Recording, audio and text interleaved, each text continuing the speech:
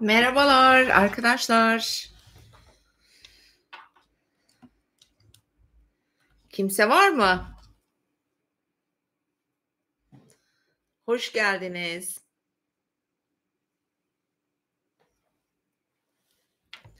Evet sevgili dostlarım, bir haftaya daha giriyoruz ve yavaş yavaş sizi bekliyorum gelmenizi. Merhabalar Gülay, Tülay. Hoş geldiniz arkadaşlar. Şöyle birkaç dakika bekleyelim. Birazcık da arkadaşlar gelsin. Bu arada herkes inşallah iyidir. Evet 5 ve 11 Mayıs haftasına giriyoruz. Bakalım bu hafta bizi neler bekliyor sevgili dostlar. Genel olarak aslında daha iyiye doğru gidiyor gökyüzü. Onun müjdesini daha önce verdik ama tekrar söyleyeceğim. Hatta bu hafta içinde güzel şeyler anlatacağım biraz sonra size. İyiyim efendim, sizler nasılsınız? Hepimiz cümleten iyi olunca çok daha mutlu oluyoruz tabii ki, değil mi? Kelebek etkisi. Şimdi sevgili dostlar, bu haftayı anlatmaya başlamadan önce, Emine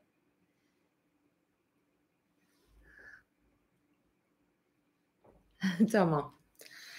Şimdi kanalıma tekrar hepiniz hoş geldiniz. Ben yayına başlamadan önce bu beğendir, katıldır, lütfen yorum yapındır bunları hatırlatmak istiyorum. Biliyorsunuz ki buralar bizim için önemli. Bu yayınların amacına ulaşması için sizin o beğeni butonlarına tıklamanız çok çok mühim.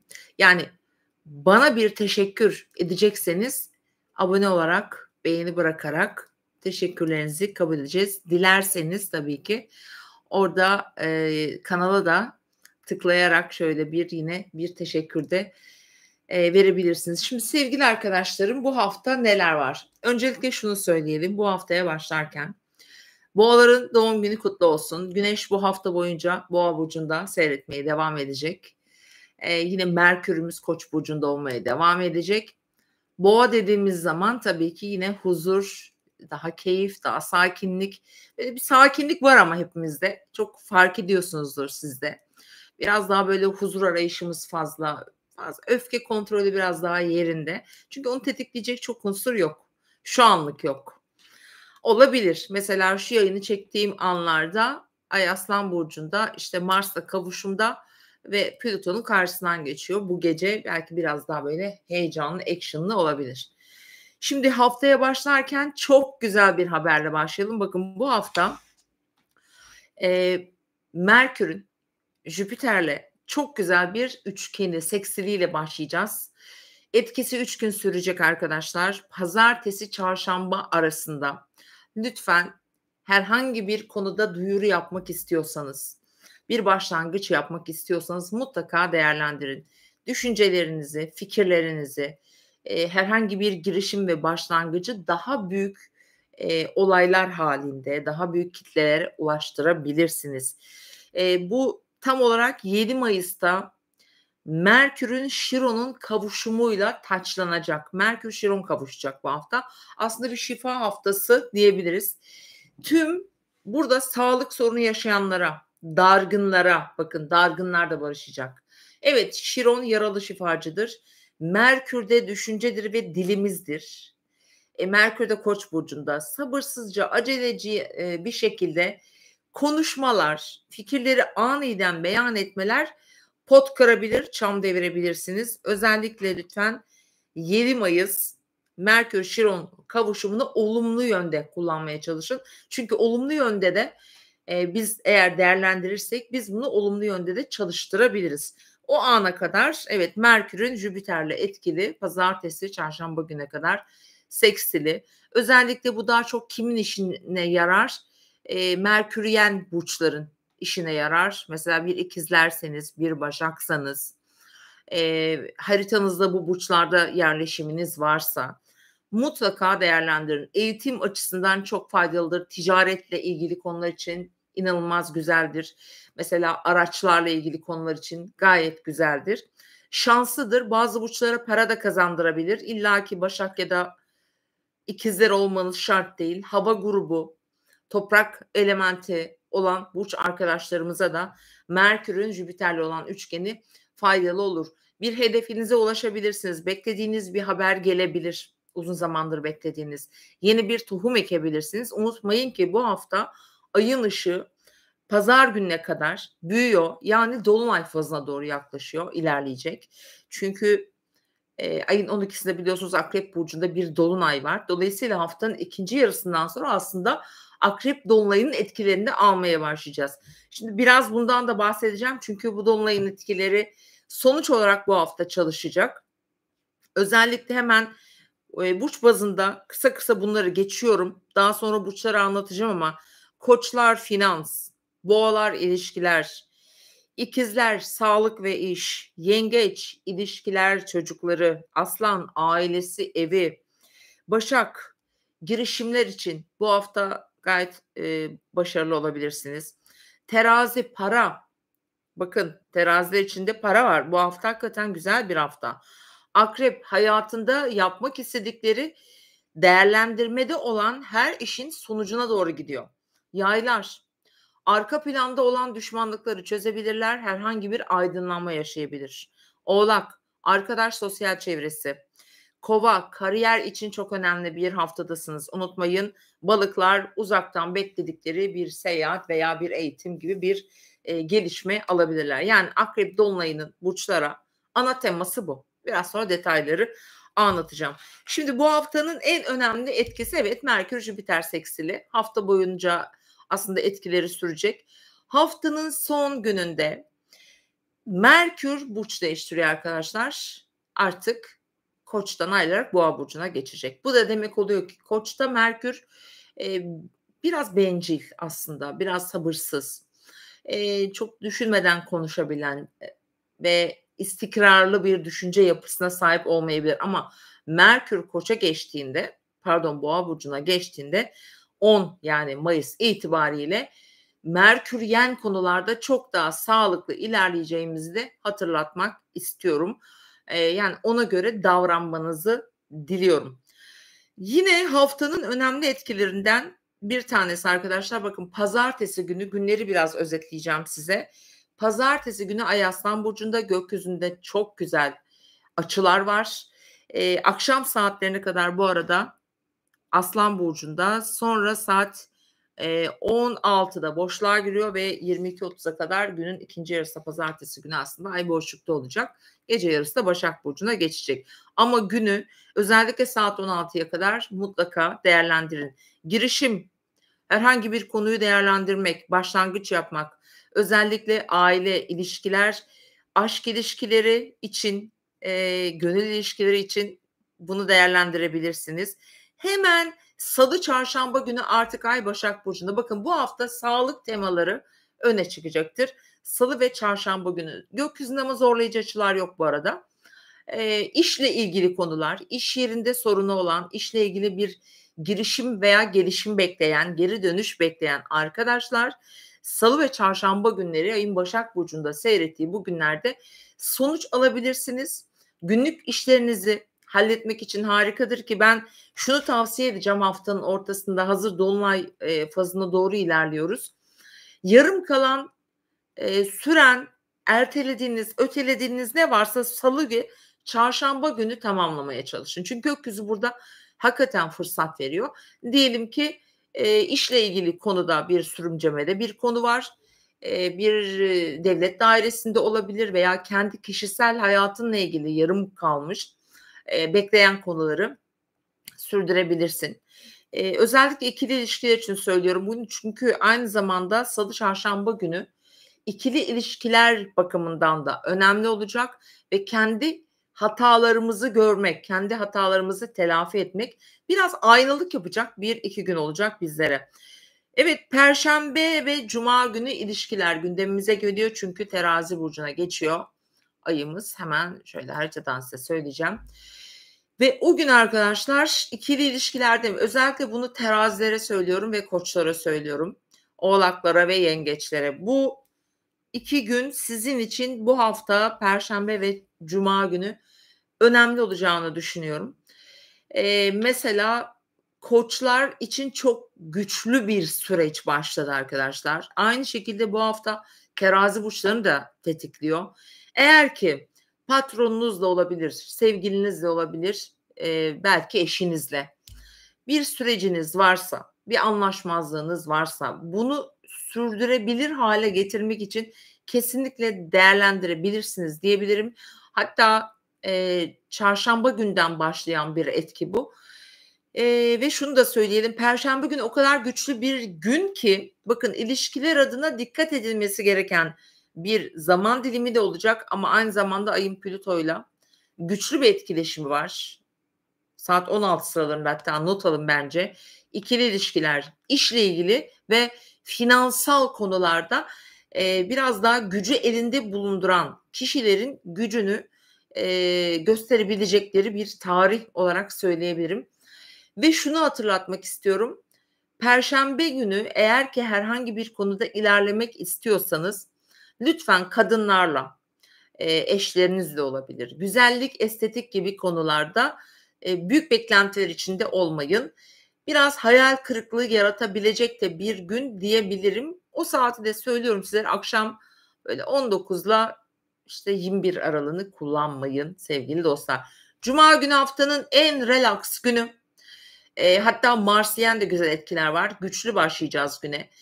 Gün boyu da Ay Terazi burcunda ve şunu söylemek istiyorum. Venüs de Koç'ta olduğu için gerçekten bu hafta bence özellikle bu perşembe, cuma günü ikili ilişkilerde ailenle aranızda bir problem varsa, işte ebeveynlerle ilgili olabilir. Bakın bunları düzeltmek için hakikaten fırsatlar vereceğini söyleyebilirim.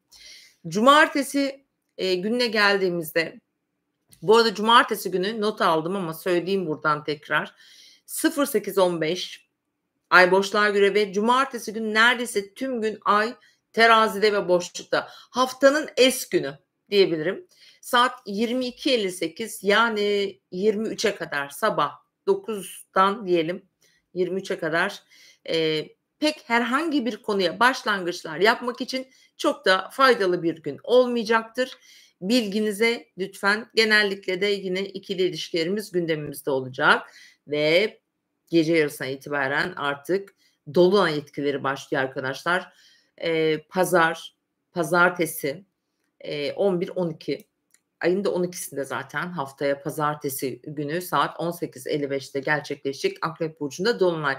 Şimdi arkadaşlar pazar gününden sonra dolunayın etkilerini almaya başlıyoruz. Biraz krizli, zorlayıcı, Plüton'un etkili olduğu Marsyen bir dolunay yaşayacağız.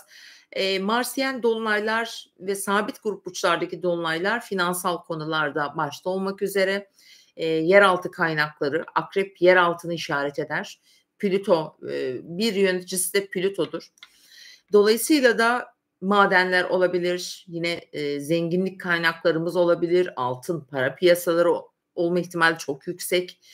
Finansı ilgilendiren mesela altın, gümüş, ondan sonra bankalar ve biraz krizli bir gündem olacak. Biraz böyle cinsellikle de ilgili konular var, temalar var açıkçası. Biraz dikkat etmemiz gerekiyor. Paranıza, pulunuza dikkat edin. Herhangi bir yatırım aracı ne kullanıyorsanız kullanın mutlaka elinizde yazılı bir belgeniz olsun. İster bankadan olsun, ister başka yerden olsun, bir ödeme yaptığın faturan olabilir. Hani artık her şey dijital ortamda ya elimize hiç kağıt geçmiyor. Dolayısıyla bakın şunu da hatırlatmak istiyorum. Önümüzdeki günlerde herhangi bir elektrikle ilgili bazı böyle kesintiler vesaire gibi bir şeyler olabilir. Sıkıntı yaşayabiliriz. O yüzden dikkat edin. Bu arada pazar günü hakikaten Merkür'ün falan Plüto karesi de pazartesi ama etkili olacak. Biraz ikili ilişkilerde dikkatli olmamız gerekiyor. Şimdi efendim gelelim bakalım bu hafta burçlar neler yaşayacak? Ay, şöyle bakamadım hiç canlı yayına çok alışık değilim biliyorsunuz. Biraz heyecan da yapıyorum bir pot kıracağım diye. Eğer bir hatam olursa affola sevgili dostlarım bir sürü şeyler yazmışsınız. Siz de hoş geldiniz. Sonra okuyacağım onları. Şimdi bölmek istemiyorum. Ve koç burçlarıyla başlayalım. Bakın sevgili koçlar bu hafta Aslında güzel başlıyor sizin için.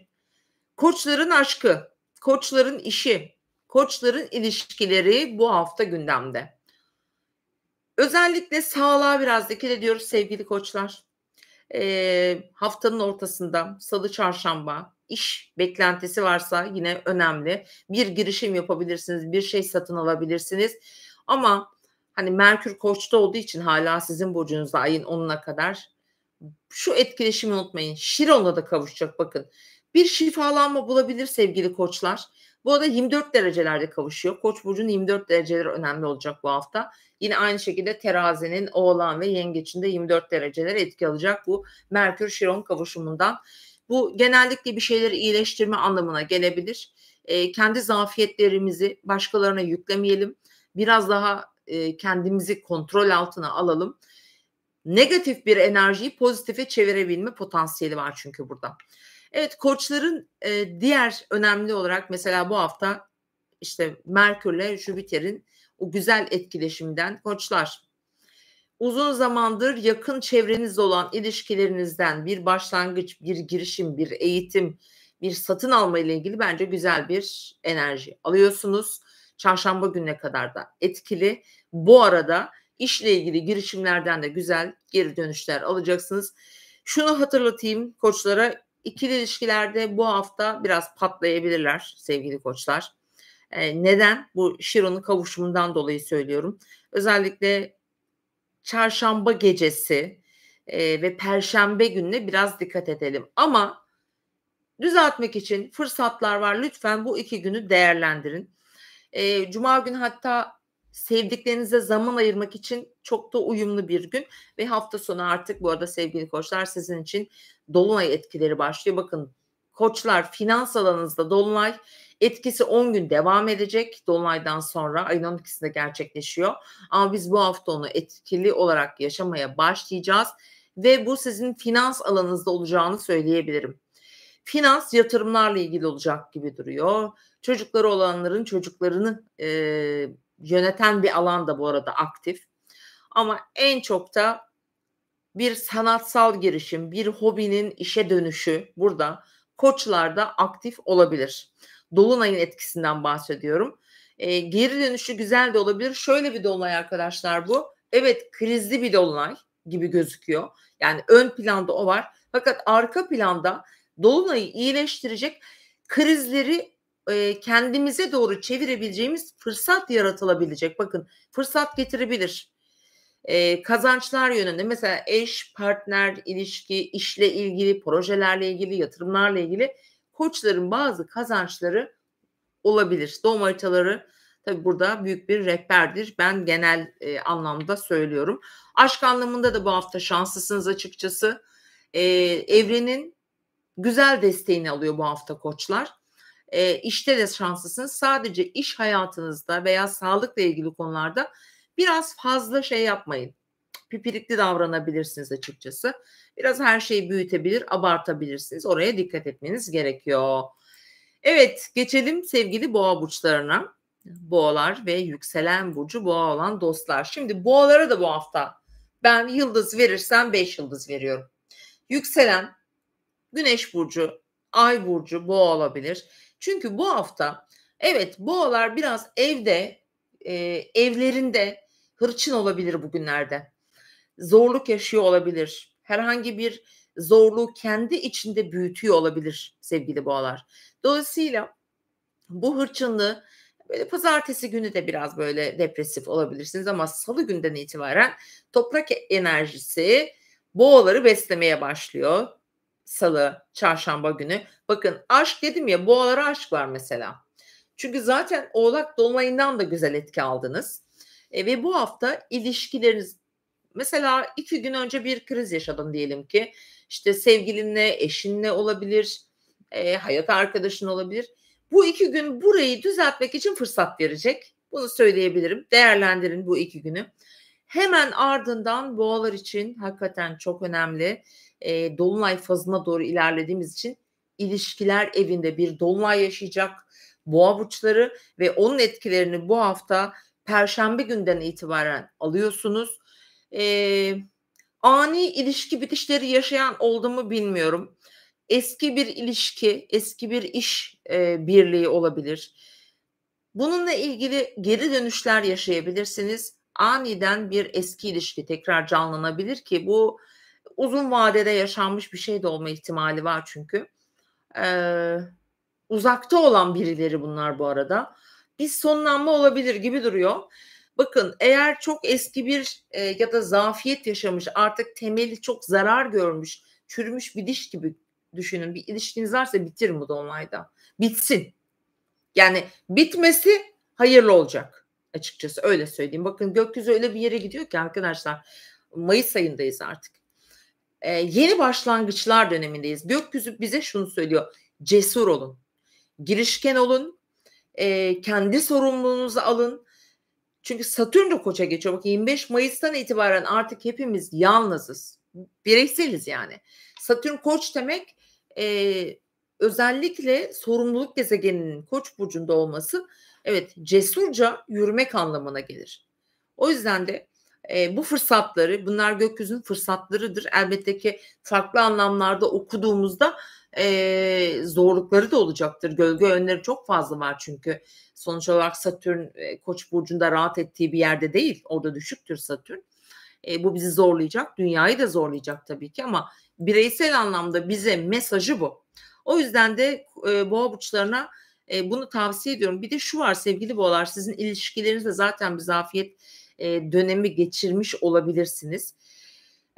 Çünkü şu anda Koç burcunda Neptün, Satürn de oraya geçiyor, Venüs zaten orada. Biraz böyle yanılmalar, krizler, endişe, kaygı ki bu hafta bunları da büyütecek sizde.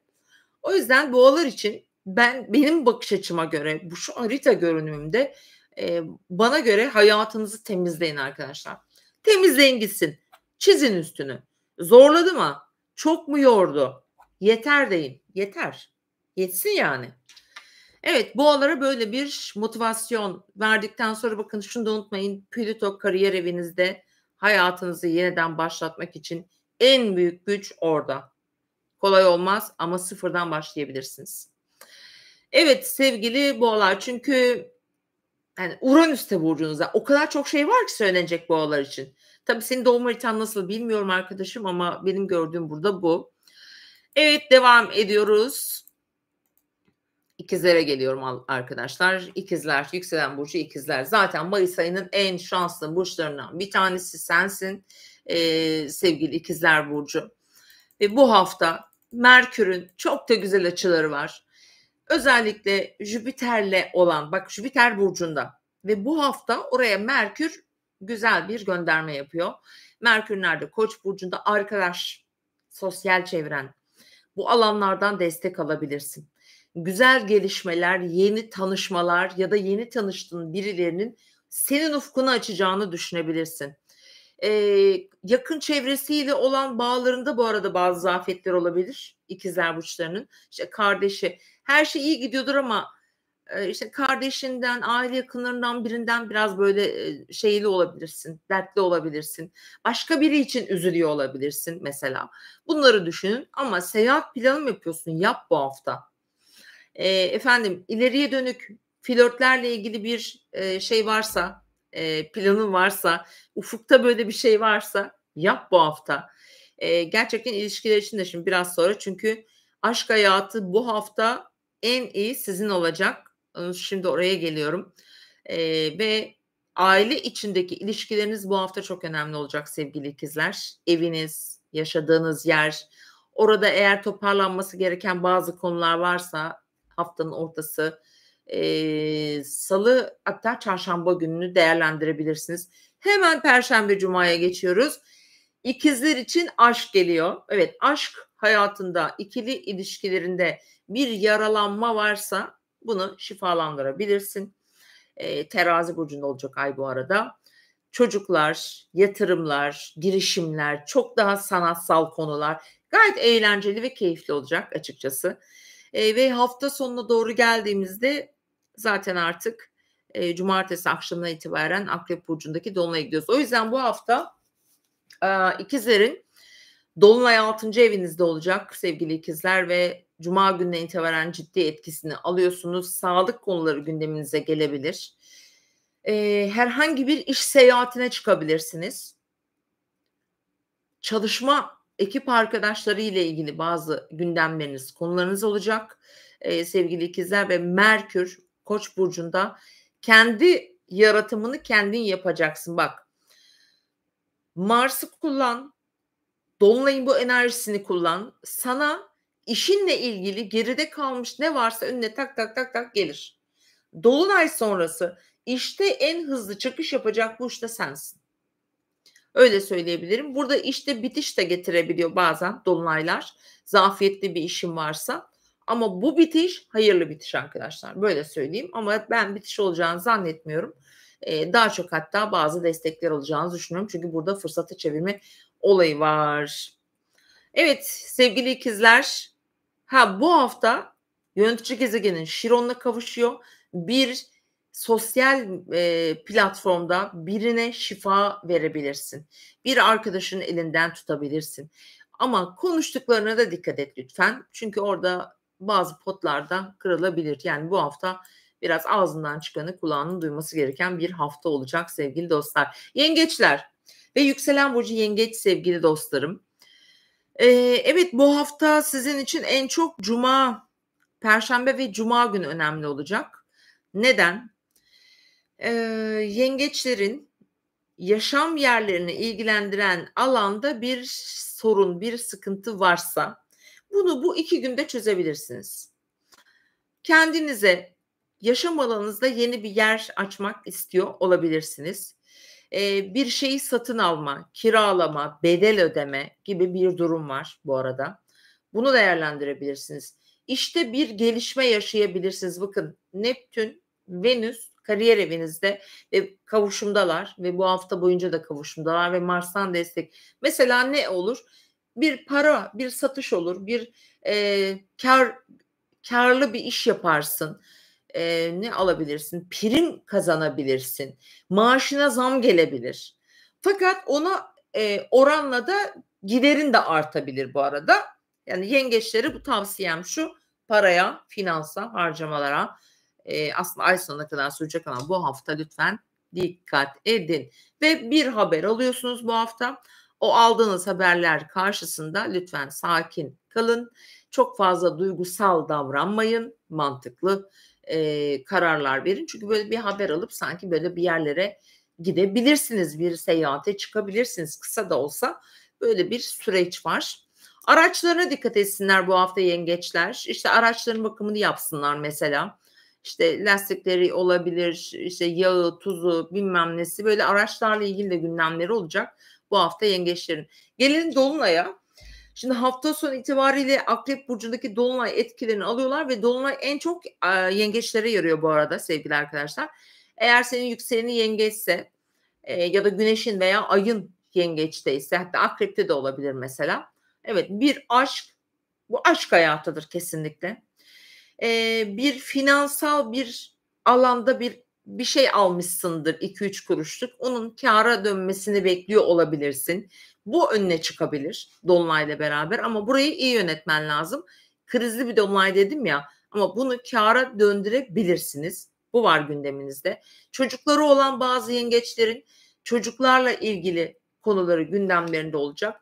İleriye dönük planlarınız varsa yani kısa vadeli planlardan bahsediyorum. Bunlarla ilgili de bence somut sonuçlar getirecek bu dolunay. Dolunay her zaman gerginlik yaratır. Hani sonuçları iyi bile gelse o dolunay anı özellikle akrep dolunayları, yengeç, akrep, balık dolunayları çok daha duygusal baskı yaratır. Yengeçler o yüzden hani daha da hassas ve içselleştiren bir burç olduğu için orada biraz daha duygular çok ayyuka çıkabilir sevgili yengeç burçları. Evet, devam ediyoruz efendim. Şimdi sevgili aslanlara geldiğimizde evet bu sabit grup burçları en çok etkiliyor arkadaşlar bu dolunay. Bu hafta sonunda yaşayacağımız. O yüzden bu hafta hatta pazartesi itibariyle şu anda da Ay Aslan burcunda. Aslan burçları için hakikaten böyle önemli bir kritik süreçten geçiyor. Yani kritik derken herkes aynı etkiyi almıyor mutlaka ama Uzun zamandır zorlanıyorlar onlar da. İşte Uranüs'ten dolayı Plüto biliyorsunuz karşılarına yerleşti ilişkiler evlerine. Bazı aslanların hayatları hakikaten ciddi krizler var. Bazıları da inanılmaz fırsatlar yaşamak üzere. Gerçekten inanılmaz fırsatlar, gelmek üzere sizlere. Devam edelim. Şimdi bu hafta evet, pazartesi günü bir güzel gelişme yaşayabilir. Kendinizle ilgili bir karar verebilirsiniz. Ama haftanın salısı, çarşambası aslanların parayla ilgili konuları var efendim. Pazartesi, salı ya bir para bekliyorsundur ya bir harcaman çıkabilir. Uzak bir yerden haber bekliyorsundur. Bir hukuki süreç de olabilir. Finans konuları çünkü gündeminde olacak gibi, duruyor. Merkür çünkü hâlâ Koç burcunda olduğu için ve bir, seyahat planı varsa bunu gerçekleştirebilirler. Hafta ortasına doğru yakın çevreleri daha çok gündemlerinde olacak ve bir seyahat, eğitim, bir tatil planı vs. bu hafta gündeminizde olacak gibi ve dolunaya geldiğimde işte en etkili dolunay etkisi de aslanlarda aslında diyebilirim. Kovalar da var ama, aile yaşantıları, evleri, bu alanda bir dolunay yaşayacaksınız ve bu dolunayın etkileriyle beraber hakikaten biraz böyle baskı altında hissedebilirsiniz, sevgili dostlar. 21-22 derecelerde olacak bu arada, Akrep burcundaki dolunay ve dolunayı Mars yönetiyor ve Mars sizin burcunuzda, unutmayın. Aslan burcunda bir Mars'ımız var. Dolayısıyla bu çok uzun vadeli bir şey. İşte bir miraslı konu, kardeşleriyle ilgili bir konu, annesiyle babasıyla ilgili bir konu olabilir. Uzun süredir işte kiracı, ev sahibi, gayrimenkul, emlak veya inandıkları bazı konular, duygular, bunları da değiştirebilirler. Çünkü buradaki etki insanın düşünce şeklinde de etkiler. Yani bir konuya inancınızı değiştirebilir. Oradaki düşünce kalıbı değişir. Bunlar dediğim gibi, biraz sert etki alıyorsunuz. Sağlıkla ilgili gündemler de olabilir. Hani belki anne, baba ya da böyle sevdiğiniz kişilerin ufak tefek de olsa bazı sağlık sorunları olma ihtimali doğabilir. Bunu da söylemek istiyorum sizlere. Onun yanı sıra güzel etki nereden alıyorsunuz? Venüs'ten tabii ki. İşte Venüs'ten çok güzel etki alıyorsunuz. Hani Mars, Venüs. Bu ne demek? Uzun zamandır beklediğin çok güzel bir yurt dışı haberi bekliyorsundur. Gelir mesela bu hafta. Merkür'ün Jüpiter'le olan etkileşimden yine bu alandan çok güzel bir etkileşim doğabilir. Buradaki kriz fırsata nasıl döner?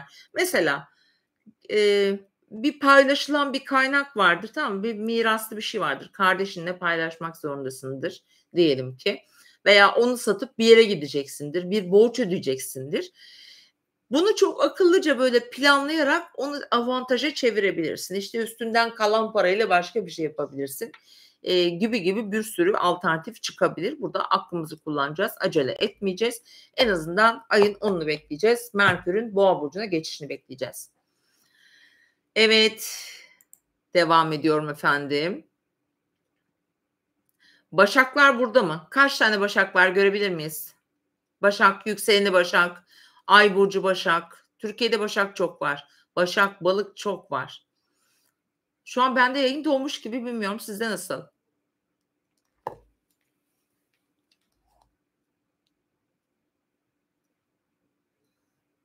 Evet, hareket var, tamam, buradasınız. Şimdi sevgili Başaklar, bu hafta sizin haftanız. Neden? Çünkü pazartesi akşam saatlerinden sonra işte salı günü, çarşamba günü Ay burcunuzda, Merkür yönetici gezegeniniz Şiron'la kavuşuyor. Finans evinizde ve sizin bir ödeme planınız varsa, bir ödeme yapmanız gerekiyorsa bu hafta bunu kolaylıkla yapabilirsiniz açıkçası. Bankada işin varsa, eee, alacak verecek işleri, işte vergidir, sigortadır, resmi yerlerde işlerin varsa bunlar bu hafta çözülebilir arkadaşlar. Çözün de. Sadece ayın boşluk zamanlarına denk getirmeyin. Gittiğin yerde çok beklersin, işin çok fazla uzar, sonuca gidemezsin. Hop ertesi gün gene gitmen gerekebilir falan, bir sürü zamanın boş boşuna kaybolur. O yüzden ayın boşluk zamanları bunun için, bizler için çok önemli. Mutlaka takip edin. Evet, biraz haftaya stresli başlıyorlar Başaklar. Hatta bir ilişkiden ötürü Eski bir ilişki de olabilir. Biraz böyle bir kardeşi de olur, sevgilisi de olur vesaire. Biraz canı sıkılmış olabilir. Biraz böyle çaresiz hissediyor olabilir ve onun için biraz gergin başlayabilir Başaklar haftaya. Ama Salı günü itibariyle normale dönüyorsunuz ve orada bir şifalanma geliyor. İşte, hani, finans o dedim ya, Şiron'un orada, Merkür'le kavuşumu bence Başaklara olumlu yansıyacak. Özellikle Başak Burcu'nun son 10 günde doğanları etkiler bu arada. Güzel gelişmeler alabilirsiniz. Ne zaman? Mesela Başak 16 Eylül sonrası doğanları mesela daha çok etkileyebilir. İkili ilişkileri gündeminde yine devam ediyor. Fakat ikili ilişkilerinde bazı zafiyetleri var. Bu hafta biraz daha böyle onlar öne çıkacak ama bu hafta kendileriyle, bir hayat kurdukları ya da hayatını sürdükleri kişilerle değil de bireysel anlamda kendilerini ilgilendiren bazı düşünce ve duygulara girecekler. Hemen haftanın çarşambadan sonrası evet, Başaklar için de para konuları var bu arada, finans konuları var. Bakın, eğer şans oyunları oynuyorsanız, işte, hani, kumardır vesairedir, bunları takip eden arkadaşlar bana o kadar çok soru geliyor ki arkadaşlar bu konuyla alakalı. DM patlıyor hatta bazı günler. Tövbe hiç bunlara girmem ben. Ama Başaklara şöyle bir tavsiyem var şimdi. Dikkat edin bu hafta. Yani para işlerine dikkat edin. Çünkü sizin Oğlak burcunda bir, hani, bu alanda aslında güvenli adımlar atmanız gerekiyor. Yani Başakların böyle bir şeyi var, huyu vardır. Güvenilir olmayan şeylere çok girmezler ama olur ha, değişken grup burç. İkizler, Yaylar, işte Başaklar, Balıklar böyle zaman zaman ilgilerini çekebilir. Dikkat edin. Buna dikkat edin lütfen. Ve efendim haftanın sonunda dolunay 3. evinizde bir seyahate mi gidiyorsunuz sevgili Başaklar? Bir yere gidiyorsunuz. Ummadığınız bir yerden bir haber alıyorsunuz. Bakın hiç böyle aklınıza gelmeyecek bir konu ya da bazı kişilerden bir dedikodu duyuyorsunuz. Ve düşmanlıklara dikkat edin bakın. Başakları uyarıyorum. Arka planda böyle sinsice yaklaşan düşmanlıklara dikkat. Sağlık konularına dikkat, trafikte dikkat. Özellikle araç kullanan, motosiklet kullanan, gün içinde çok böyle trafikte olan Başaklar dikkat. Yani dolunayın, bu alanda olması, seyahatler alanınızda burada bireysel anlamda biraz dikkat etmemizi gerektiriyor. Çünkü Mars da biliyorsunuz böyle biraz sağlıkla ilgili alanınızın karşısından geçiyor. Bu arada illa bir şey olacak demiyorum ama, uyarmak zorundayım. Çünkü yani böyle küçük ameliyat, operasyon gibi şeyler de gelecek gibi duruyor daha sonrasında Başaklara. Yani doğum haritası etki alıyorsa, özellikle işte Kova burcunda yerleşimi varsa, bunları da söylemek istiyorum. Bu tabii kendisi olur, başkası olur, akrabası olabilir vesaire gibi, duruyor. Bazı girişimler yapabilirsiniz, haberler alabilirsiniz.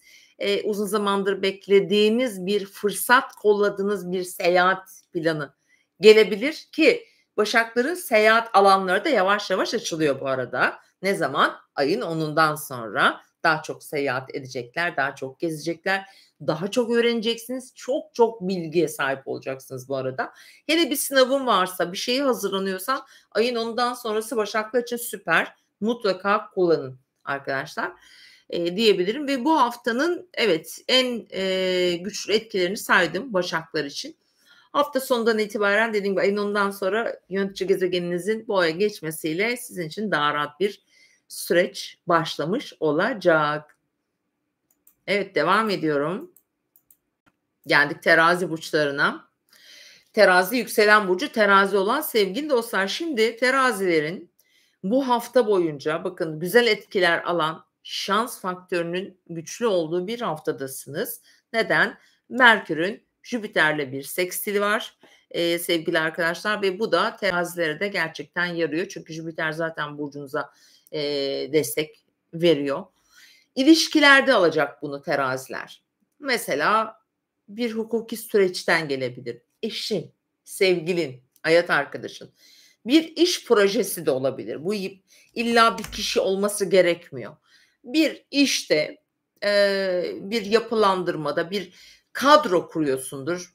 işverensindir, bir ekip kuruyorsundur. Burada çok güzel projelendirme, işi hızlandırma gibi güzel, şeyler çıkabilir, sonuçlar çıkabilir, güzel haberler alabilirsiniz. Girişim, başlangıç, toplantı vesaire görüşmeler için de kesinlikle haftanın özellikle ilk, 3 günü terazilere öneririm açıkçası. Kullanın derim. Haftanın ilk gününden itibaren baktığımızda da sosyal bir, süreç devam ediyor sizde ama salı, çarşamba, perşembeye kadar böyle şey var arkadaşlar, biraz böyle arka planda bir bilgiyi toplama, bilgiyi eleme, bilgiyi yönlendirme ve yorumlama. Biraz, sağlıkla ilgili gündemler yine terazi için bu hafta gündeminde olabilir. Uzun sürmüş bir tedavinin, böyle bir tekrar, hani, check-up yaparsın ya, emm kontrol, hani, kontroller vesaire olabilir.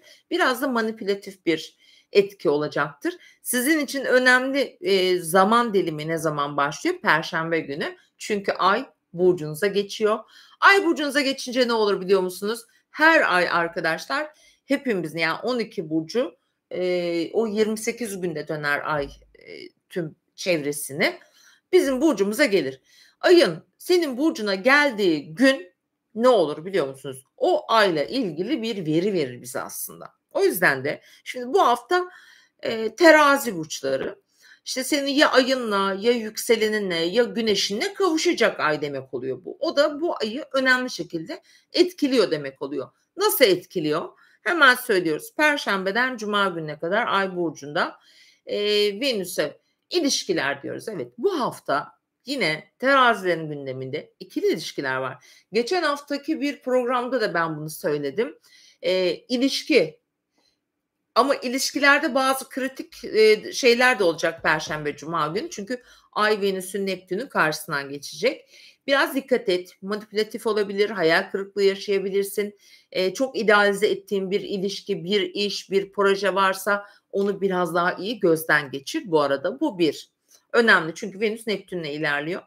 Ve diğer taraftan evet fırsat verecektir. Evliliktir, iş planlarıdır, işte yüzük takmaktır, teklif almak, teklif götürmek için teraziler için şahane. Çok önemli olacağını düşünüyorum. Ben perşembe ve cuma günü bu hafta sizin Jüpiter'in de güzel etkisini alıyorsunuz. Açıkçası Mars'ın da hatta güzel etkisini alıyorsunuz. Valla gayet keyifli. Bir başarı getirebilir mesela. Bir işin, bir emek verdiğiniz bir konunun sonuçlanması gibi düşünün. Çünkü arkadaşlar hafta sonu terazilerin dolunayı para evlerinde ve para getiriyor. Yani cuma günden sonra dolunay etkileri başlıyor. Sen cuma günü bir anlaşma yaparsın.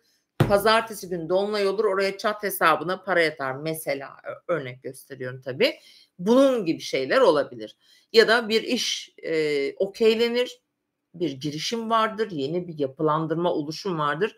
Bununla ilgili bir maddi bir süreç vardır. Bunun parasını alabilirsin veya ödeyebilirsin ama bu para gelecek bir para bu arada. Terazilere para var yani. Bak o para bu hafta gelecek. Gelir yani muhakkak gelir arkadaşlar. Nereden gelir? Mesela Jüpiter mi? İş ortaklıkları, yurt dışı, ticaret. Ticaretle ilgilenen teraziler bu hafta online olun. Online olun, kaçırmayın, diyeceğim. Evet, terazileri de anlattıktan sonra şimdi devam ediyoruz. Bakın teraziler bu hafta şanslısınız gördüğünüz gibi. Akrepler, dolunayın sahibisiniz sevgili akrepler. Korkuyorlar, ben biliyorum zor bir evet, sert bir dolunay açıkçası ama dolunayı destekleyen o kadar güzel etkiler de var ki o yüzden ben karamsar konuşamam burada. Şimdi bir dolunay haftası. Hafta sonu olacak ama bütün hafta siz bu etkiyi yaşayacaksınız. Nerede yaşıyorsun? Akrepler iş, meslek, hayatın tümü, karar mekanizması, mücadele, efor. Burada gerçekten, ciddi enerji harcıyorlar akrep burçları. Bu arada kendinizi, bedeninizi, fiziksel bedeninizi çok fazla yormayın. Bunu da altını çizelim. Mars çünkü buradan geçerken özellikle yorar. Mayıs, hazirana kadar burada bu arada. Burada kontrollü olmaya çalışın. Diğer taraftan bu hafta bir arkadaştır, eştir, sosyal çevredir, çocuklardır, iş toplantıları. iş toplantıları, iş projeleri, tanıtımlar, bazı organizasyonlar gündeminizde olacak. Hatta salı, çarşamba mutlaka gelin, mutlaka görünün, kendinizi gösterin. Çünkü iş konusunda ben en şanslı akrepleri görüyorum açıkçası. Biraz yoruluyorlar ama inanılmaz köklü bir işte bir dönüşüm yaşıyorlar, yaşayacaklar hatta. Bu sürüyor bu süreç çünkü. Yani kolay bir şey değil. Koç nerede? Koç her şey koça toplandı. Nedir? Bakın Türkiye için de aynı şey geçerli arkadaşlar biliyor musunuz? Mesela biz Akrep burcu ülkeyiz ya. Mesela şu anda bir döngü içinden geçiyoruz ve dünya dönüşüyor ve değişiyor. İşte Türkiye de dönüşüyor. Türkiye de değişiyor. Dolayısıyla işte akrep o yüzden akrepleri görünce hemen Türkiye haritası gözümde canlandı. Türkiye'de de birçok şey o kadar hızlı değişecek ki anlatamam size. 25 Mayıs start zamanı. Onu da konuşacağız. Çünkü 25 Mayıs artık Satürn Koç yani bunun başka bir adı yok. Satürn Koç. Hiç düşünmeden hareket eden bir pozisyonda Satürn'ün kontrollü bir yerde olmasıyla kontrolsüz bir yerde olması çok başka anlamlar teşkil eder arkadaşlar. Mesela şöyle bir şey söyleyeceğim size. Dünyayı yöneten şimdi Amerika, şimdi Trump var mesela biliyorsunuz. Adam kontrolsüz. Adam böyle pataküte konuşuyor. Bir gün başka bir şey söylüyor. Ertesi gün onun tam tersini söylüyor. Kontrolsüz. Güç var ama kontrolsüz bir güç var. Satürn öyle düşünün. Yani Satürn deyince aklınıza Trump gelsin. Satürn koç hali. Yani gerçekten öyle. Çünkü aslında arka planda bir korku var. O korkuyu göstermemek için sürekli sahneye yeni bir şeyler koymaya çalışıyor. Çünkü koç demek girişim yapmak, başlangıç yapmak demektir. Siz de akrep burçları olarak işte akrepte kaldığım yerden devam ediyorum. Konu daha çok dağılmasın. Başlangıçlar yapacaksınız, girişimler yapacaksınız. Cesaret göstermeniz lazım. Evet, burada korku verir. Korkunun ecele faydası yok. Tecrübelerinizden, daha önceki deneyimlerinizden gerekirse rehberlik alarak bir şeylerin dönüştüğünü zaten siz de biliyorsunuz. Mutlaka akrepler bunu beni dinleyen akrepler biliyorlar. Bu çaresi yok, başlayacak. Devam ediyorum efendim. Bu dolunayın etkilerinden bahsettik. Evet, dolunay bu anlamda önemli olacak. Ama aniden de durup dururken çat diye iş falan bırakmaya da kalkmayın. Böyle iş bulmadan, hazırlamadan bunu da hatırlatalım. Çünkü şöyle bir şey söyleyeceğim akreplere. Perşembe, cuma günü böyle işle ilgili de bir şeyler olacak bu arada. Bir kararsızlık gibi bir şey olacak gibi duruyor. O yüzden de şöyle bir dolunayı yaşayın. Bir dolunay gelsin. Önemli bir karar aşamasında bir akrepseniz ki ikili ilişkilerinizde de yansıyacağını düşünüyorum. Şu dolunaydan sonraki bir 2 günü daha sakince değerlendirmenizi tavsiye ederim. Böyle bir önemli gündeminiz olursa. Evet, geldik yay burçlarına. Nasıl gidiyoruz arkadaşlar? Bir ses alalım, bir yorum alalım. Burada mıyız? Çay mı içiyoruz, çorba mı içiyoruz? Evet. Olabilir. Olabilir değil, olur bu arada. Ama tabii burada dediğim gibi doğum haritasının dereceleri çok ve yerleşimleri önemli arkadaşlar. Şimdi yaylar, yükselen burcu yaya olan arkadaşlar, sizin için bu hafta, yani yaylar bir aydınlanma yaşayacaklar bu arada. Afiyet şeker olsun. Yaylar bir aydınlanma yaşayacaklar. Direkt dolunay etkisinden başladım. Pazartesi günü itibariyle ufak ufak etkiler almaya başlıyorlar ama yaylar bu hafta hayatlarında daha görünür olan konularla ilgilenecekler. Özellikle mesela şu anda güzel etki alıyorsunuz. Pazartesi günü mutlaka değerlendirin bu arada. Pazartesi günü bir ticaret, bir toprak, bir gezi, bir tatil, böyle, bir eğitim vesaire bir hukuki süreç olabilir. Bu gündeminizde vize, pasaport işlemleri, bir seyahat planı yapabilirsiniz. Hemen salı, çarşamba işe odaklanıyorsunuz. Biraz daha hayatın görünür konuları dedik. Daha somut, elle tutulur, gözle görülür bazı konular, gündemler var ve hemen hafta sonu perşembe, cuma gibi Çok sosyal olacaklar yay burçları. Oldukça sosyal arkadaşlarıyla, eşleriyle, dostlarıyla, flörtleriyle, çocuklarıyla çok güzel zaman geçirebilirler, bu arada. Ama orada bazı böyle tıkanıklıklar da olma ihtimali var, diyebilirim ve hafta sonu Ay Akrep burcuna geçer, pazar günden itibaren de 11, Mayıs'ta. Bu dolunay etkilerini almaya başlarlar. Bu arada Akrep burcu, Yay burçları da biraz sağlığa dikkat etsinler lütfen. Manipülatif durumlara karşı biraz sıkıntılı olabilir dolunayın etkilerinden dolayı kapalı bir alanda. Ama burada ciddi aydınlanma verir, içsel bir güç verir. Böyle dua, işte, etmek, meditasyon gibi konularda inanılmaz şifa verir. Akrep bakın arkadaşlar küllerinden yeniden yani doğum ve ölümü anlatan bir burçtur. O yüzden de akrebin dolunayı, akrebin tutulması genellikle sonlanmalarla da işaret, edilir. O yüzden 12. ev de manipülatif bir evdir. Ama aynı zamanda da, astroloji de en, yani 12 burcun en son evi olduğu için en güçlü evlerden de bir tanesi. O her şeyi bilir. Tanrı gibi düşünün. O her yeri görür. O her şeyin farkındadır. O her şeyi hisseder. Karmik bir ev çünkü. Dolunayın su elementinde yay burçları için konuşuyorum yükselen yay. Böyle bir dolunayı yaşamak büyük bir aydınlanma getirir açıkçası. Gözünün burnunun ucunda bugüne kadar görmediği, fark etmediği bir şey tak diye görür. Anlar, idrak eder. Böyle söyleyebiliriz efendim. Hayırlı uğurlu olsun. Ha, bu hafta için şunu söyleyeceğim. İkili ilişkilerinde gayet iyiler, gayet rahatlar, yay burçları.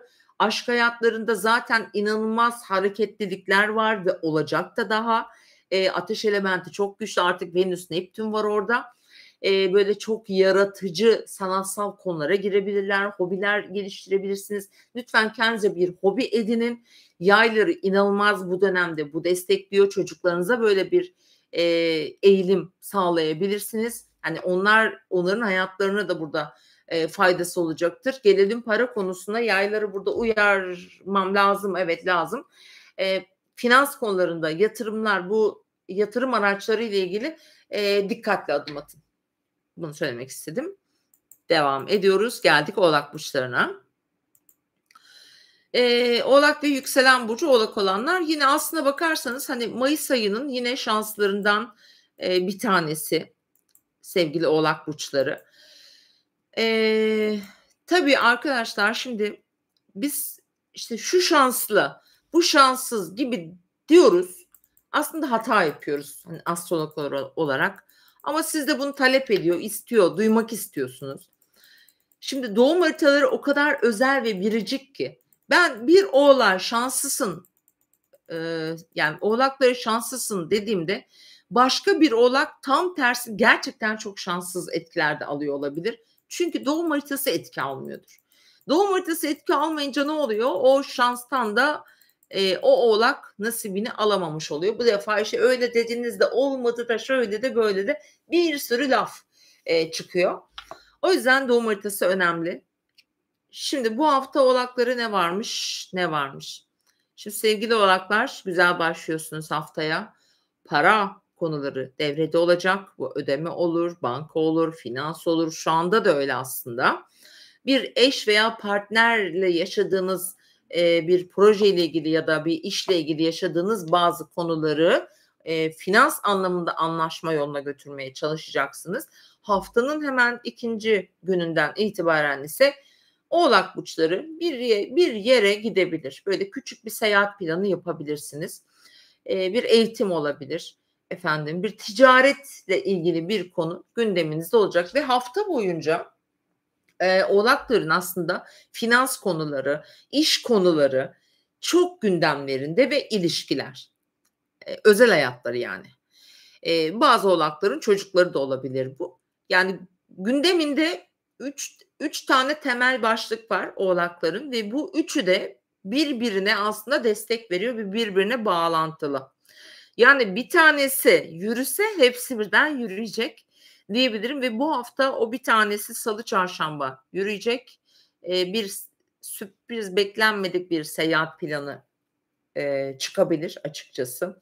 Ve Koç burcu ailesinden, evinden, yaşadığı yerdeki kişilerden güzel bir haber alabilir. Oradan bir şifalanma getirebilir size, bu hafta ve Merkür'e bakıyoruz hemen. Evet, aynen öyle. Bir işle ilgili güzel bir gelişme olabilir. Güzel bir haber alabilirsiniz. Bir ticari hayatı olan mesela Oğlaksanız eğer. Sağlık haberi de olabilir. Diyelim bir sağlık problemi vardı, işte, haber bekliyordunuz. Aile büyüğü olabilir, kendisi olabilir mesela ya da bir sağlık taramasına gitmesi gerekebilir ama öyle bir kötü bir şey için değil ama bir sağlık konusu da var yine bu hafta, onların gündeminde.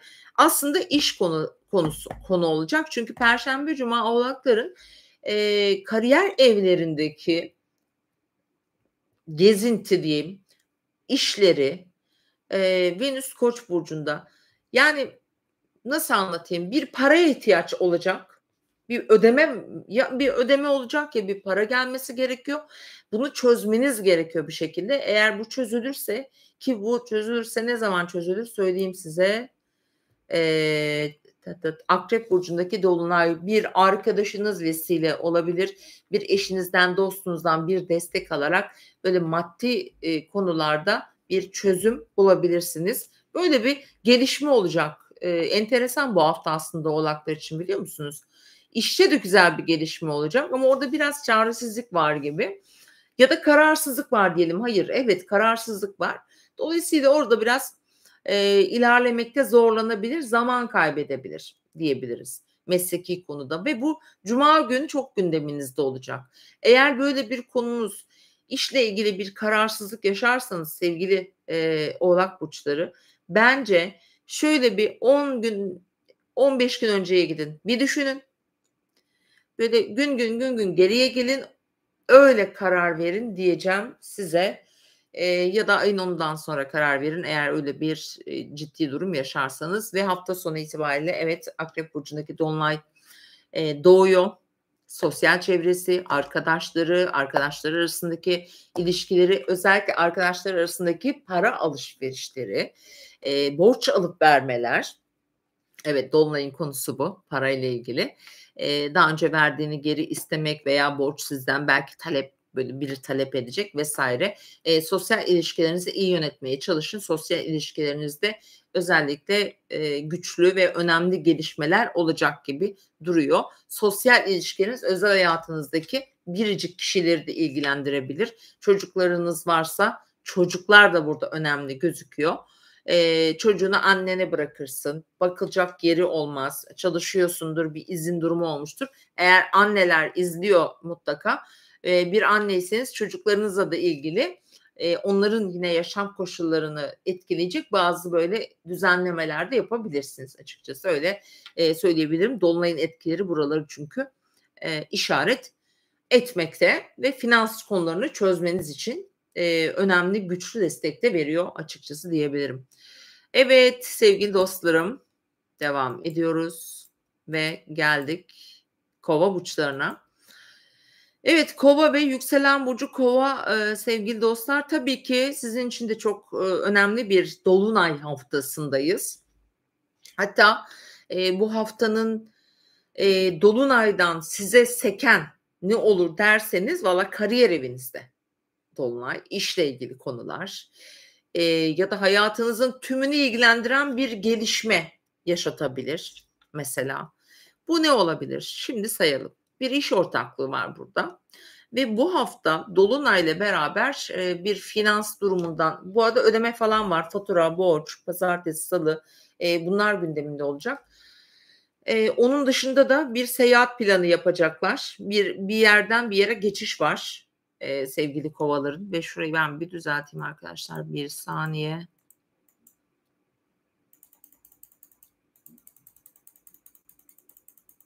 Hıh.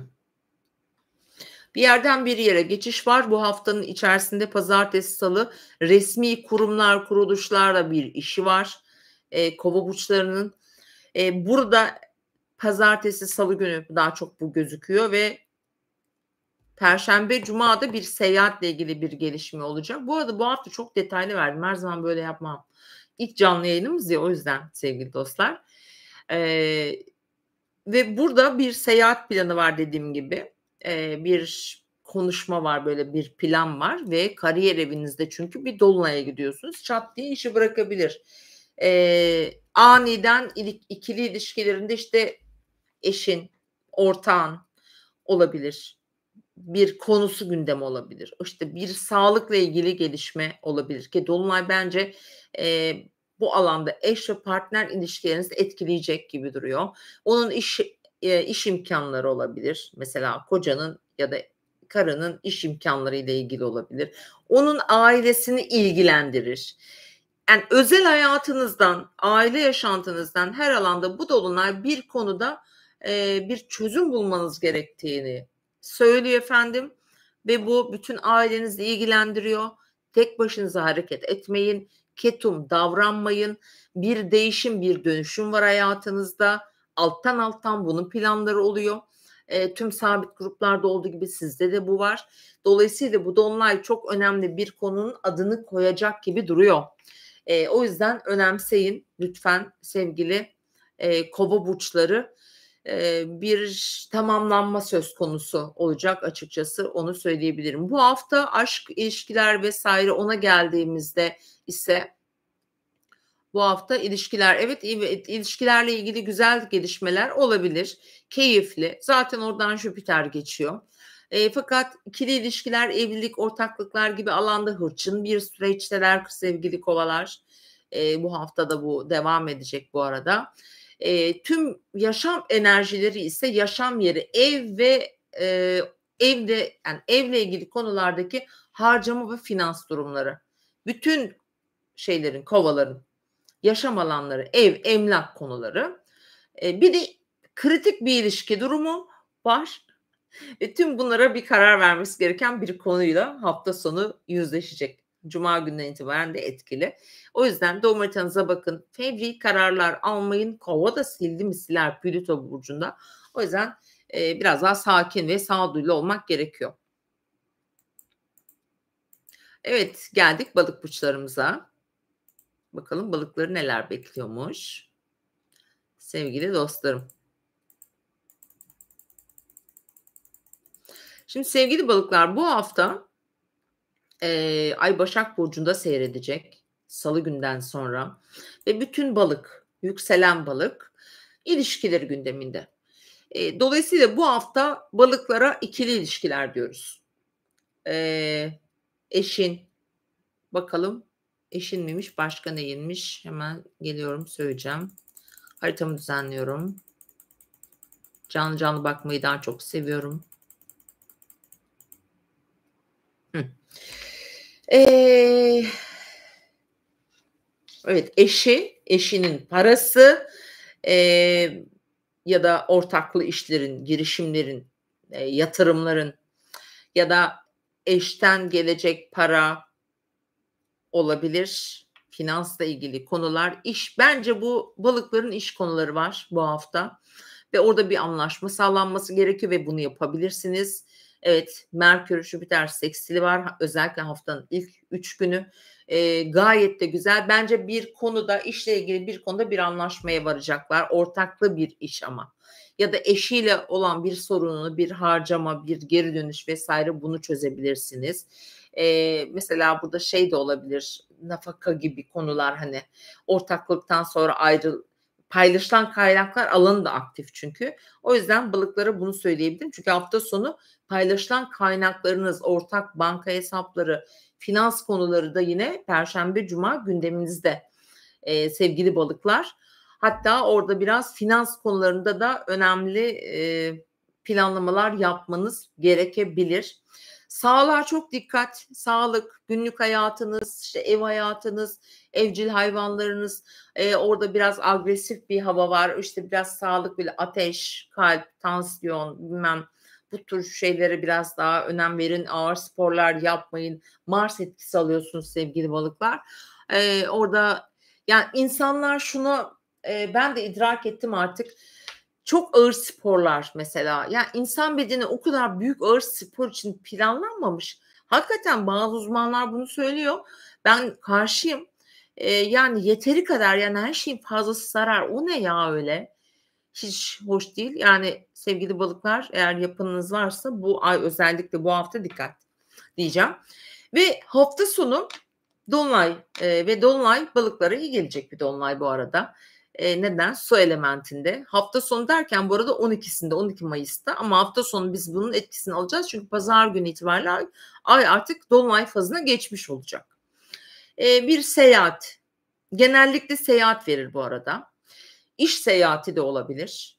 Bir eğitimle ilgili konu, bir vizenin sonuçlanması, bir başvurunun sonuçlanması ve ticaret. Eğer ticaretle uğraşan, ki benim balık, yükselen balıkların sanki bu hafta hep işle ilgili konuları gündemde olacak. Ticari konularında yine bazı sonuçlanmalar getireceğini, ufak tefek aksilikler burada yaşanmış olasılığını gösteriyor aradan geçen zaman içerisinde ve dolunayla beraber orası bir aydınlanacak böyle. Süreç daha hızlı, ve daha aslında kolaylıkla ilerleyecek. Buraya bir maddi destek gerekecek bu arada. Finans konusunda çok rahatsınız sevgili balıklar. Venüs orada, Mars orada. Mesela bir ticaret yapıyorsanız bir geri dönüş güzel olabilir.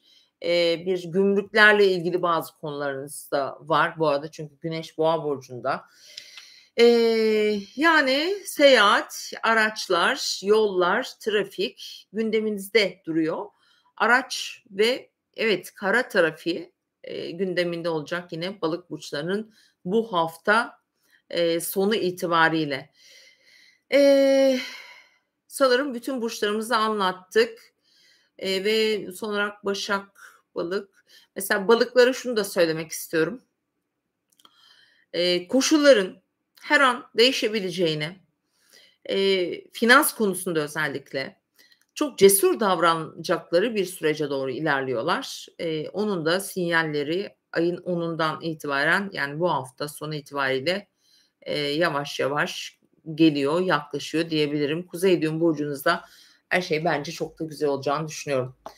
Evet sevgili dostlarım, bütün burçları konuştuk. Ne kadar süre oldu başlayalı? Hiç 1 saat 6 dakika olmuş. Şimdi arkadaşlarım, size söylemek istediğim birkaç bir şey daha var ve neler yazdığınıza da bakacağım. Kovalar, 114 arkadaşımız burada, 137. Arkadaşlar, şimdi sabah da küçük bir canlı yayın değildi o, aslında kamera ayarı yapıyordum. Yayın açıldı. Mecburen açıldı. Şey dedim arkadaşlar, yani burası benim ekmek teknem. Tüm bu işi yapan arkadaşlar, yani YouTube'da. Dolayısıyla buradaki benim sizin bana teşekkürünüz sadece şey, beğeni bırakmak. Bu da çok zor olmamalı. Yorum bırakmak. Çünkü yani YouTube ona göre öne çıkarıyor. Yani bu sayı çok çok önemli. YouTube şöyle yapıyor, bakıyor işte, atıyorum 10.000 kişi izlemiş ondan sonra, ama 1000 kişi beğenmiş ya da 500 kişi beğenmiş. Bu sefer YouTube şöyle söylüyor, demek ki çok izlenmeye değer bir yayın değil bu diyor. Seni geri atmaya başlıyor. Yani böyle bir şey var, sistem var. O yüzden de önemli. Evet. Başaklar niye üzgünsünüz? Başaklar üzgünmüş.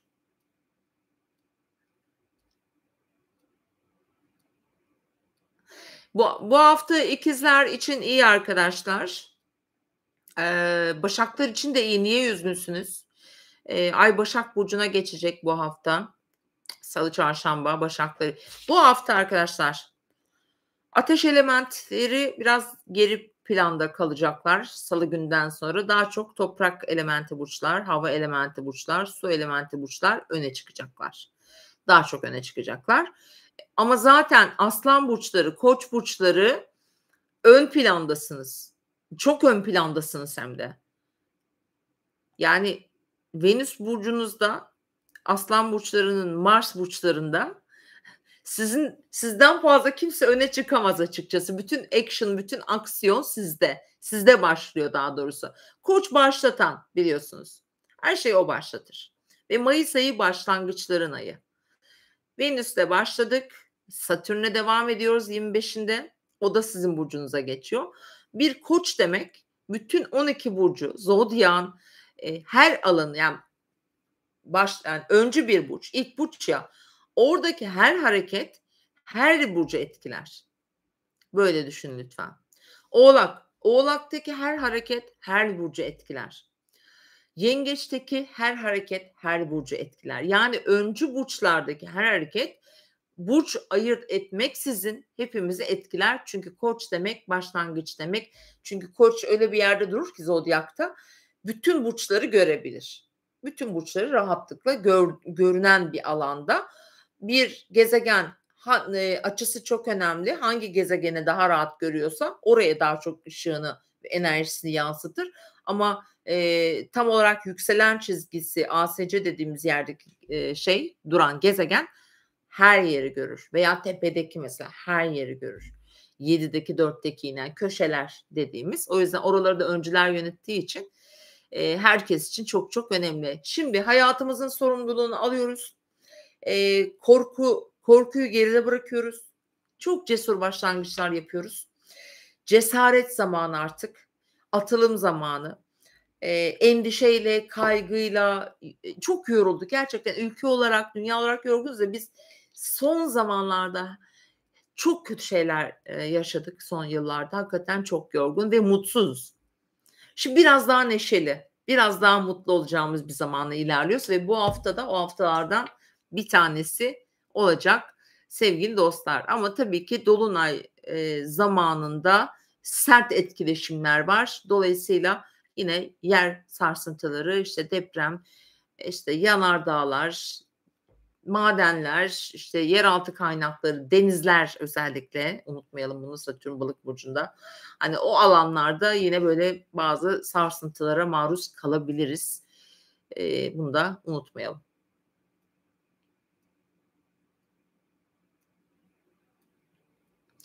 Valla cesaret ve atılım derken arkadaşlar şimdi 25 Mayıs itibariyle arkadaşlar şu an bir cesaret zamanı bu dolunay için söylemiyorum bunu bu arada. Ama şimdi bu dolunay bir taraftan krizliyle gelirken diğer taraftan o kadar güzel etkiler de veriyor ki hani bazılarımıza cesaret ve girişkenlik şeyi ve misyonu yüklüyor açıkçası. O yüzden de bazılarımıza fırsat olacağı için çok dikkatli olarak adım atabiliriz açıkçası, girişimlerde bulunabiliriz. Yani bir toprak satın alabilirsiniz mesela, bir yatırım yapabilirsiniz. İkili ilişkilerinizde konuları masaya yatırıp çok daha derinlemesine bakın akrep derinliklerle ilgilidir. Daha çok görünmeyeni anlatır. Hayatı, yaşamı sorgular, ölümü de anlatır. Dolayısıyla aslında belli bir doğanın içinde belli bir denge de var. O dengeyi de aslında kuran bir burçtur. Bu derinliği de hayatımızda var olan görmezden geldiğimiz sorunlar akrep dolunayı zamanında çok daha irdelenebilir, çözüm yolları aranabilir, hatta çözümler bulunabilir. Gölge yönleri nedir? Zordur gerçekten.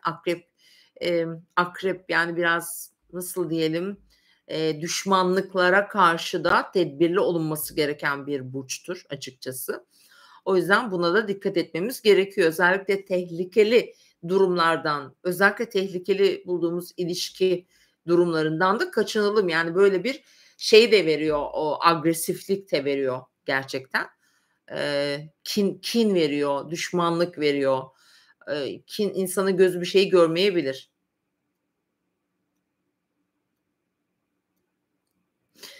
Gıda ile ilgili mesela bu hafta yine evet gıda konuları gündemde olacaktır. Beslenme ile ilgili konular, tarımı ilgilendiren işte mesela bakanlıkları ilgilendiren konular bu hafta evet konuşulabilir, cevap gelebilir. Güzel bir konuydu. Ama bununla ilgili şu ayın 10'undan sonraki süreç daha hızlı çalışacağını söyleyebilirim. Yani Tarım Bakanlığı ile ilgili mesela bir işiniz varsa yine bu hafta bu alanlarda gelişmeler sağlanabilir açıkçası. Biraz sağlıkla ilgili konular çok gündeme gelecek arkadaşlar. Özellikle kalp krizleri biliyorsunuz son zamanlarda hakikaten inanılmaz derecede çoğaldı biliyorsunuz. Hatta böyle çok Benim tanıdıklarımın arasında çok genç yaşlarda, işte, çarpıntısı olanlar var. Bildiğin şeyi var, doktora gidiyor, işte, çarpıntım var. Ne sebebi bilinmiyor mesela. Aynı şeyi ben de yaşıyorum. Sebebi yok. Şimdi o yüzden kalp ve dolaşım sistemiyle ilgili mesela biraz daha da dikkat etmek gerekiyor bu hafta. Mesela şunu da söylemek istiyorum, bu akrep dolunayında bugün biliyorsunuz Sarı Süreyya Önder Allah rahmet eylesin. Bugün kaybetmişiz kendisini. Mesela o da, bir kalp, sağlığı, işte, yani birçok sanatçımızı öyle kaybettik. Mars da Aslan burcunda ya, hani, böyle bazı ünlülerimizin başına da yine böyle şeyler gelebilir. Yani çok garip bir, sağlık şeyin içinden geçiyoruz gerçekten. Çok zorlayıcı bir durum. Yani insan korkmuyor değil ve hep genç yaşlarda. Bu hafta bunlar da gündeme gelebilir açıkçası. Hatta bugün pazartesi gününe kadar da bu geçerli bu arada. Evet sevgili dostlarım, bundan sonra yine başka bir canlı yayında ki muhtemelen çarşamba günü düşünüyorum.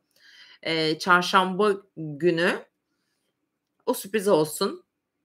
Biraz daha haziran ayı, planımda var. Onu konuşacağız. Onu da şimdi buradan tüyosunu vermeyeyim, olmaz. Kendinize iyi bakın. İzlediğiniz için teşekkür ediyorum. Arkadaşlar birkaç soruyu gördüm, onlara cevap verebildim. Başka ne varmış? Cevap Canan ne cevabı bekliyorsun? Sorunu göremedim.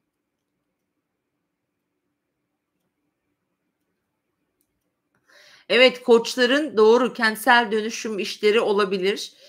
O süreç onlarda zaten uzun zamandır vardı. Şu an orada daha, pozitif bir enerji dönüyor açıkçası. Olabilir, doğru. Yani özellikle önümüzdeki bir ayda bu süreç güzel çalışacağını söyleyebilirim. Evet, arkadaşlar. Yani hepsini anlattım arkadaşlar. Biraz şey yapın, bir daha izleyin, tamam mı? Bir daha izleyin, bir daha izleyin. Eee, evet, bu akrep dolunayı piyasaları, evet, piyasaları gerçekten alabora edebilir arkadaşlar. Net diyorum, bankaları hele. Dünya Bankası dâhil olmak üzere.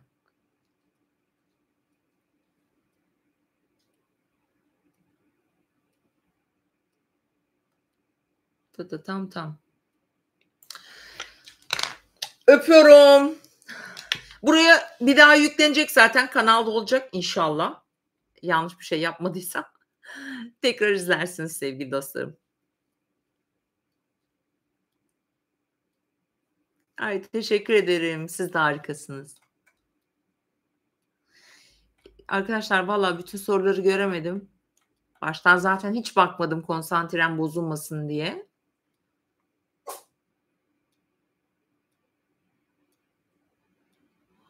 Söyledim arkadaşlar yengeçler için güzel şeyler, geliyor yolda onların. O evre başladı.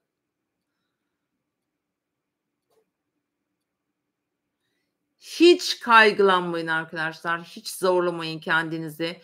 Gerçekten güzel bir süreç gelecek. Bak mayıs sonu itibariyle güzel bir süreç. Ya bu hafta da güzel zaten. Kötü bir şey yok ki. Ben kötü bir şey söylemedim ki.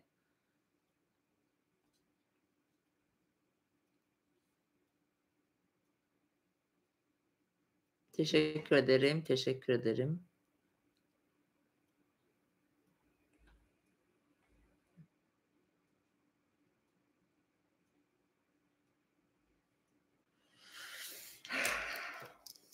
Sonunda gidiyorum. Baybay.